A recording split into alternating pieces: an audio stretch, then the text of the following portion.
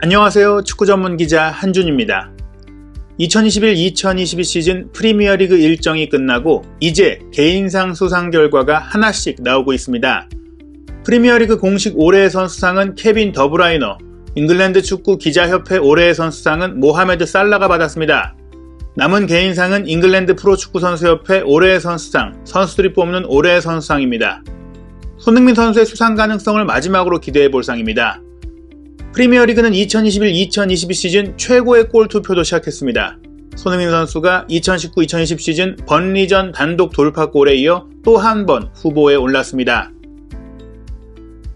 레스터 시티전에 넣은 두 번째 골인데요. 많은 분들이 기억하실 왼발 가마차기 슈팅 득점이 2022년 5월 프리미어리그 이달의 골로 선정되며 올해의 골 후보에 올랐습니다. 수상 결과는 팬 투표가 반영됩니다. 프리미어리그 공식 홈페이지에서 투표가 진행 중입니다. 결과는 영국 시간으로 5월 29일 일요일에 발표됩니다. 프리미어리그 올해의 선수가 합당하다는 잉글랜드 축구계 명사들의 반응이 나오고 있는 가운데 해외 주요 언론의 시즌 결산 기사에서 손흥민 선수의 이름이 자주 보입니다. 세계적인 스포츠 미디어 ESPN, 세계 최고 축구 통계 미디어 디 애널리스트, 영국 프리미어리그 주간 방송사 스카이 스포츠의 축구 기자들이 선정한 내용을 총정리해드리겠습니다. 먼저 ESPN은 우승을 다툰 맨체스터 시티, 리버풀 선수를 제외한 최고의 선수로 손흥민 선수를 뽑았습니다.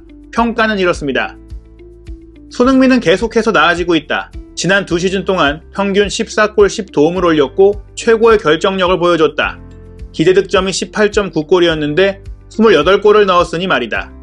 손흥민은 스스로 한 수 위로 올라서며 기대 득점이 16골이었던 시즌에 23골을 넣으며 골든부트를 공동 수상했다. 그리고 7개의 어시스트까지 했다. 올 여름에 30살이 되는데도 계속해서 발전하고 있다. ESPN은 프리미어리그 베스트 11과 워스트 11도 선정했는데요. 베스트 11에는 토트넘에서 빛난 손흥민 선수의 이름이 있었습니다. 베스트 11에 뽑힌 선수들의 평가를 소개해드리겠습니다. 골키퍼 다비드 데헤아. 리버풀의 알리송과 맨시티의 에데르송을 꼽는 게 논란이 덜할 테지만 데헤아는 맨유가 난파된 시즌에 놀라운 활약을 펼쳤다. 그의 놀라운 선방이 아니었다면 맨유는 유로파리그도 진출하지 못했을 것이다. 스위스 알렉산더 아놀드. 여전히 수비에는 의구심이 있지만 못하는 게 아니라 잘하는 걸 평가해야 한다. 그의 패스, 크로스로 골을 만들어내는 능력은 풀백 중 독보적이다. 잉글랜드 대표팀이 이 능력을 잘 활용할 방법을 찾을 필요가 있다. 버질 판데이크, 장인. 그는 2단 기어를 벗어나지 않고 모든 걸 해낸다. 불이 나기 전에 미리 끄는 선수다. 경기를 읽는 능력이 찬란하기 때문이다. 풀백이 높이 올라가서 경기하기에 센터백들에게 요구되는 면이 크다. 안토니오 리디거. 올여름 첼시를 떠나 레알 마드리드로 떠나면 그리울 것이다. 투박하고 타협이 없는 리디거는 상대를 결코 통과시켜주지 않을 거라는 의지로 경기한다. 거의 뚫리지 않는다. 대체 불가능할 선수다. 주앙 칸셀루. 공을 다루는 스킬이 10번 선수의 수준인 수비수. 맨시티의 리그 우승에 선풍적인 활약을 펼쳤다. 라이트백 포지션을 선호하지만 팀에 문제가 있는 레프트백 포지션도 능숙하게 소화했다. 미드필더 케빈 더브라이너. 분명 프리미어리그 역대 베스트 11에 들어갈 선수다. 에스턴 빌라와 경기에서 맨시티가 넣은 결승골에 멋진 패스가 그의 활약을 요약한다. 시야와 타이밍, 패스의 무게를 이렇게 잘 다루는 선수는 거의 없다. 올 시즌에는 그의 레퍼토리에 득점력이 추가됐다. 데클란 라이스. 해머스의 훌륭한 시즌의 주역. 유로파리그 준결승, 프리미어리그 7위는 충분히 좋았다. 굉장히 꾸준했고 명확한 리더로 부상했다. 웨스트햄은 그를 원하는 팀들로부터 지키기 위해 힘든 싸움을 해야 한다. 크리스티안 에릭센. 올 시즌의 이야기. 유로 대회 도중 쓰러져 생명의 위협을 받은 지 8개월 만에 돌아와 브렌트포드를 변화시켰다. 그가 선발로 뛴 10경기에서 브렌트포드는 7승을 거뒀다. 그에 대한 믿음을 되찾았다. 공격수 모하메드 살라. 위험한 선수. 비록 폼이 조금 떨어졌다고 해도 공동 득점왕을 차지했고 도움왕도 차지했으니 여전히 훌륭한 시즌을 보냈다. 그가 공을 잡을 때마다 경계 경보가 울리게 한다. 해리 케인. 맨시티 이적이 무산된 후 시즌 초반에 삐걱거렸으나 골을 넣을 수 있는 선수일 뿐 아니라 골을 만들기 위해 깊이 내려갈 수 있다는 걸 보여줬다. 토트넘의 챔피언스리그 진출은 콘테 감독과 더불어 케인이 더 오래 머물 수 있다는 의미다. 손흥민. 손흥민과 케인은 공식적으로 프리미어리그 역사상 최고의 스트라이커 파트너십이다. 날카로운 묘기와 마무리의 전문가로서 충만한 시즌을 보냈다. 공동 득점왕을 수상했고 늘 웃으며 경기를 하는 선수다. 세계 최고의 축구 통계 전문 매체 옵타가 운영 중인 디 애널리스트는 세밀한 통계를 기준으로 프리미어리그 베스트 11을 뽑았습니다. 손흥민 선수도 당연히 팀 오브 더 시즌에 이름을 올렸죠. 깊이가 남다른 디 애널리스트 베스트 11도 모든 선수의 주요 평가 내용을 소개해드리겠습니다. 골키퍼 주제사. 후이 파트리시우가 새 시즌을 보내고 떠난 뒤 울브스의 주전 골키퍼로 입단했다. 새 시즌 동안 파트리시우는 프리미어리그 112경기에서 30회 클린시트와 288회 선방을 기록했는데 같은 기간 세 손가락 안에 드는 호성적이었다. 주제사는 더 뛰어난 활약으로 파트리시우를 대신할 수 있는 선수라는 것을 증명했다. 사는 올 시즌 기대 실점 47.5골을 기록했는데 그중 39골만 실제로 실점했다. 득점 저지 랭킹에서는 8.5골로 1위를 차지했다. 기대 실점 모델에 따르면 사는 올 시즌 최고의 활약을 펼친 맨유의 다비드 데헤아보다 6골이나 더 많이 막았다. 최소 15회 선방을 기록한 선수를 대상으로 한 선방률도 75%로 76%의 알리송 다음으로 높다. 레프트백 주앙 칸셀루. 우리가 선택한 레프트백은 오른발잡이 주앙 칸셀루다. 맨시티의 수비와 미드필드 어디에든 투입될 수 있는 선수로 2021-2022 시즌에 그가 맨시티에서 얼마나 중요한 존재인지를 증명했다. 올 시즌 모든 대회에서 칸셀루는 가장 많은 경기 51회 출전했고 경기 출전 시간도 4,622분으로 가장 길었다. 펩 과르디올라 감독의 활발한 로테이션을 고려하면 역대 지휘팀에서 한 시즌에 50경기 이상을 소화한 필드 플레이어는 겨우 3명이다. 2011-12 시즌 57경기를 뛴 리오넬 메시, 2010-2011 시즌 50경기를 뛴 다니 알베스의 대열에 칸셀루가 합류한 것이다. 칸셀루의 중요성은 잘 알려진 다재다능함에 기원한다. 올 시즌 풀백으로 36회 출전했고 22경기는 왼쪽, 14경기는 오른쪽에서 뛰었다. 미드필드에서 공격까지 넘나들며 자신의 능력을 잘 보여줬다. 올 시즌 프리미어리그 전체 선수 중에서 상대 지역에서 가장 많은 드리블 113회를 시도했고 에메릭 라포르트와 데클란 라이스만이 칸셀루보다 더 많이 공을 운반했다. 센터백 티아고 실바. 37세의 나이에도 불구하고 티아고 실바는 자신이 왜 투헬 감독의 첼시의 필수인지 증명했다. 첼시에서 실바보다 많이 선발로 나선 경기를 뛴 선수는 리디거와 에두아르 맨디뿐이다. 리그에서 33골만 내주는데 결정적인 역할을 했다. 맨시티와 리버풀 26실점만이 첼시보다 덜 실점한 것이다. 5백의 중심에서 공을 전진시킬 수 있는 능력을 갖춘 경험 있는 실바는 핵심이었다. 센터백 중 10m 이상 공을 운반한 횟수가 실바 155회보다 많은 선수는 라포르트 257회, 마티프 227회, 후벤 디아스 166회 뿐이었다. 골로 연결된 상황은 33회로 가장 많았다. 실바는 수비수 가운데 롱패스 기여도도 뛰어나다. 90분당 롱패스 성공률은 5.8회로 요하킴 안데르센의 7.8회, 트렌트 알렉산더 아놀드의 6.4회 다음으로 많다. 아담 웹스터 34회가 90분간 전진 패스 횟수에서 실바 31.4회보다 좋은 기록을 가진 유일한 선수이기도 하다. 유럽 5대 리그에서 14시즌 연속 뛴 실바는 첼시에서 최소한 한 시즌 더 뛸 것이다. 지난 1월에 1년 연장 계약을 맺었다. 센터백 버질 판데이크. 2020년 10월 무릎 부상을 입어 10개월간 뛰지 못한 판데이크가 체력을 회복해 2021-2022 시즌 활약을 펼친 건 놀라운 일이 아니다. 올 시즌 마티프와 더불어 34경기 3060분 출전으로 리버풀 수비를 확실하게 이끌었다. 알리송만이 36경기 3240분으로 더 많이 뛰었다. 리버풀은 지난 시즌 42실점을 했는데 올 시즌에는 26골만 내줬다. 맨시티와 더불어 최소 실점이다. 21회 무실점 경기 기록도 마찬가지다. 판데이크는 올 시즌 리그 경합 승률 74%, 공중전 승률 77%로 1위를 차지한 수비수로 리버풀의 상승세에 한 몫을 했다. 라이트백 알렉산더 아놀드. 알렉산더 아놀드는 올해의 팀 선정에 있어서 가장 확실하게 선택받을 선수다. 올 시즌 리그 12도움을 기록했고 수비수가 한 시즌 12도움 이상을 기록한 4번의 시즌 중 3번을 그가 이뤘다. 2019-2020 시즌 앤디 로버트슨이 다른 한 번의 주인공이다. 그는 더 많은 도움을 할 수도 있었다. 기대 도움은 13회로 실제 달성한 도움보다 1개 높았다. 프리미어리그 기대 도움 기록에서 단연 1위다. 아놀드는 올 시즌 어떤 선수보다 많은 기회 창출 90회를 했고 필드 플레이어 사상 최다인 203회 롱패스를 성공했다. 수비가 부족하다고 지적하는데 어떤 리버풀 선수보다 많은 235회의 볼 소유권을 회복했다. 조엘 마티프 78회만이 그보다 더 많이 태클과 가로채기를 했다. 수비형 미드필더 로드리, 올 시즌 맨시티에서 가장 꾸준한 선수였다. 리그에서 가장 효율적인 팀의 핵심 톱니바퀴다. 3년 전에 계약했을 때는 페르난지뉴를 대체하기 어렵다는 느낌을 줬다.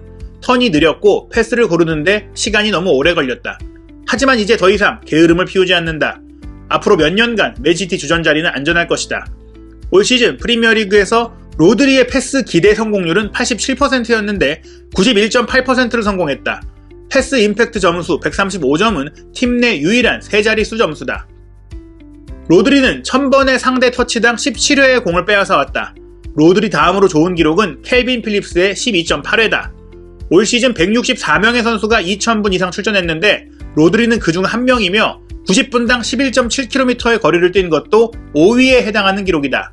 공중볼 승률 72%도 미드필더 중 최고 기록이다. 공중볼 승률에서 상위 17위 안에 든 유일한 미드필더이기도 하다. 로드리는 올 시즌 7골을 넣었고 그중 4골이 시즌 마지막 6경기에서 나왔다는 점에서 리그 우승에 결정적인 역할을 했다. 수비형 미드필더 데클란 라이스. 웨스트햄에서 보낸 4번째 시즌에 중앙 미드필더로 큰 발전을 보였다. 현 포지션에서 23세의 나이로 프리미어리그 최고라는 평가를 받는데 의심의 여지가 없다. 스카이 스포츠 전문가 게리 네빌은 라이스의 경력 초기에 중앙 수비수가 미드필더에서 뛰는 것 같다고 말했는데 그때는 합당한 주장이었다. 이제는 미드필더로 발전했다. 타고난 수비력과 더불어 깔끔한 패스 능력을 보였다. 올 시즌 1000분 이상 뛴 수비형 미드필더, 중앙 미드필더 중에서 90분당 가장 긴 평균 공 운반 거리 256.7m를 기록했다. 10m 이상 공격적으로 전진한 운반 횟수도 90분당 5.5회로 가장 높다. 웨스트햄의 주장인 라이스는 올 시즌 전체 경기 시간 93%를 소화했다. 공격형 미드필더 케빈 더브라이너. 케빈 더브라이너는 맨체스터 시티가 2대0으로 뒤져있던 최종전 전날 프리미어리그 올해의 선수로 선정됐다.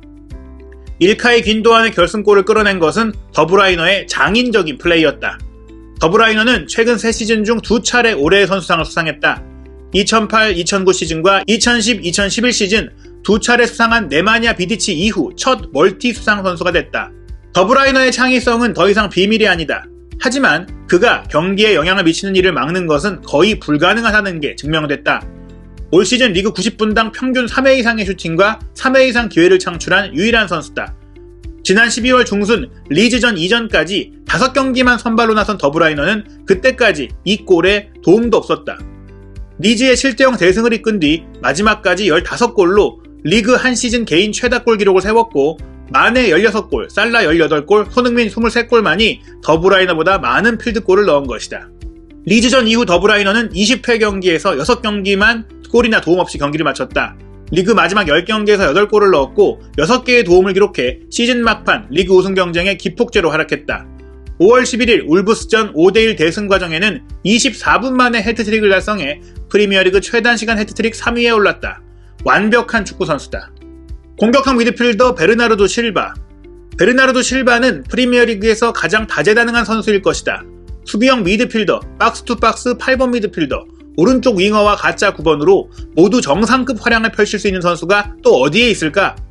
수비할 때 전방에서 2명의 수비수처럼 압박하고 공을 소유할 때는 정확한 플레이를 펼쳐 상대 골키퍼를 위협할 수 있는 선수가 몇이나 될까? 베르나르도 실바가 그런 선수다. 하지만 그는 이런 면보다 훨씬 더 대단하다. 실바는 올 시즌 프리미어리그에서 90분당 활동거리가 12km로 1위였다. 올 시즌 맨시티 선수가 가장 많은 거리를 뛴 20경기 중 14경기의 주인공이 실바였다. 공을 소유하든 안 하든 실바의 활동량은 대단히 높다. 실바는 올 시즌 상대를 압박한 것은 물론 상대 지역으로 가장 많이 공을 운반한 기록을 가진 선수에서 데클란 라이스에 이은 2위였다. 다비드 실바의 경력이 막바지에 이르렀을 때 팬들은 그가 후계자가 되길 바랬을 것이다. 그만큼 창의적인 선수는 아니지만 여전히 위협적인 공격이 가능한 효과적인 선수다. 맨시티 선수 중 기회 창출 59회로 87회의 더브라이너에 이은 2위를 기록했다. 또 개막 후 12월 첫 주까지는 다른 동료들보다 2배 이상인 7골을 넣었다. 더브라이너가 맨시티가 우승의 결승선을 통과하게 했다면 실바가 엔진에 시동을 걸었던 선수다. 공격형 미드필더 손흥민. 손흥민은 리그 최종전에 2차례 쐐기골을 터뜨리며 프리미어리그 골든부트를 수상했다. 살라와 공동 수상이었지만 토트넘 허스퍼에서 대단했던 개인 활약에 대미를 장식한 것이다. 그는 23골을 넣어 아시아 선수로는 최초로 득점왕이 됐다. 손흥민의 인상적인 결정력을 더욱 강조해주는 부분은 23골에서 페널티킥이 한 골도 없다는 것이다. 토트넘 선수가 페널티킥 없이 한 시즌 기록한 가장 많은 골로 가레스 베일의 2012-13 시즌 21골 기록을 앞질렀다. 손흥민은 리그에서 23골을 넣어 기대 득점 15.8골보다 7.2골을 초과한 득점을 올렸다. 손흥민보다 많은 기대 득점 초과 기록을 낸 선수는 케빈 더브라이너의 플러스 8.8골이 유일하다. 손흥민은 올 시즌 토트넘 선수 중에 프리미어리그에서 가장 많은 기회 창출을 해낸 창의적인 선수이기도 했다. 손흥민은 토트넘에서 해리 케인, 테디 셰링엄, 위르겐 클린스만에 이어 네 번째로 단일 시즌 30개 이상의 공격 포인트를 기록한 선수가 됐다. 스트라이커 모하메드 살라. 잉글랜드 축구 기자협회 선정 올해의 선수상을 받은 살라는 훌륭한 시즌을 보냈다. 살라는 2021-2022 시즌 35경기에 출전해 23골 13도움을 기록했다. 경기당 득점 관여가 한 골을 넘었다. 살라는 올 시즌 77분당 하나의 공격 포인트를 올렸다. 300분 이상 뛴 선수 중에 최고 기록이다. 살라 본인의 기록으로도 2017-18 시즌 이후 2000분 이상 뛴 선수 중에 최고 기록이다. 살라는 앤디 콜, 하셀바잉크, 해리 케인에 이어 득점왕과 도움왕을 모두 차지한 네 번째 선수다. 손흥민과 공동 득점왕이었는데 세 번째 수상은 티에리 앙리의 4회 수상 다음으로 많은 수치다. 디 애널리스트가 뽑은 최고의 감독은 펩 과르디올라입니다. 영국 스카이 스포츠는 축구 담당 기자들이 올해의 선수를 포함한 개인 시즌 결산을 진행했습니다. 더브라이너와 살라를 뽑은 기자들이 많았지만 3명의 기자가 손흥민 선수를 올해의 선수로 지목했습니다. 그 평가 내용 풀버전으로 소개해드리겠습니다. 벤 그라운드 기자. 손흥민이 살라의 빛을 퇴색되게 만들었다. 손흥민에 대해 놀라운 사실은 여전히 그가 마땅히 받아야 할 평가를 받지 못하고 있다는 점이다. 한국인 선수는 계속해서 PFA와 프리미어리그의 올해의 선수상 후보에서 간과되고 있다. 하지만 29세의 손흥민은 한동안 월드클래스 수준의 경기력을 펼쳐왔기에 유럽의 어떤 팀에 가더라도 주전 자리를 차지할 수 있는 선수다. 올 시즌은 그가 가장 큰 영향력을 발휘했다. 만약 손흥민이 팀 내 페널티킥까지 전담한다면 순수하게 통계 기록으로만 선수의 가치를 판단하는 사람들도 다른 의견을 갖게 될 것이라고 확신한다. 데클란 올리 기자. 토트넘은 손흥민이 없었다면 절대로 챔피언스리그 진출을 이루지 못했을 것이다. 페널티킥 없이 23골을 넣어 공동 득점왕을 수상한 것도 믿기지 않는 성취다. 손흥민이 살라와 더브라이너보다 앞서놓으면 꾸준함이다. 올 시즌 그의 가장 긴 기간 득점하지 못한 경기는 고작 4경기다. 손흥민은 전 세계 어느 팀에서든지 뛸 수 있는 센세이션한 선수다. 로라 헌터 기자. 손흥민은 토트넘 성공의 필수 요소였는데 종종 간과되곤 한다. 그의 절제된 태도가 그가 일하는 방식을 말해준다. 관심 밖에 있는 것을 행복하게 여기는 것 같다. 그는 결코 나서지 않는다. 중앙 공격수가 아닌데 23골을 넣었고 페널티킥도 차지 않았다는 점에서 경이로운 기록이다.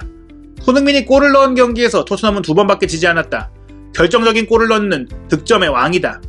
콘테 감독 체제에서 번성하고 있는 큰 경기에 강한 선수다. 살라가 헤드라인의 대부분을 차지했더라도 올 시즌은 살라와 득점왕을 나눠 가질 자격이 충분히 있었다. 아담 스미스 기자. 2월에 열린 이 경기는 월드클래스 수준의 패스와 마무리가 난무했던 경기다. 토트넘이 세 번째 골을 넣어 4대0으로 이기며 비엘사 감독이 리즈 유나이티드에서 경질되도록 했다. 피에르 에밀 호이비에르가 해리 케인에게 아름다운 패스를 보냈고 짜릿한 골이 나왔다. 하지만 네 번째 골의 수준이 더 높았다. 케인이 깊이 내려가서 자기 지역에서 공동 득점왕 수상자인 손흥민에게 패스했다. 손흥민은 이 공을 받아 침착하게 마무리해서 득점했다. 숨막히는 골이었다. 잉글랜드 프로축구 선수협회의 메인상, 선수들이 뽑는 올해의 선수상 후보는 6월 1일에 공개됩니다. 과연 손흥민 선수가 여기서는 합당한 평가를 받을 수 있을지 한준TV에서 소식이 나오는 대로 총정리해서 소개해드리겠습니다. 유튜브에서 새롭게 개설된 한준TV가 잘 운영될 수 있도록 구독, 좋아요, 알림 설정 부탁드립니다. 감사합니다.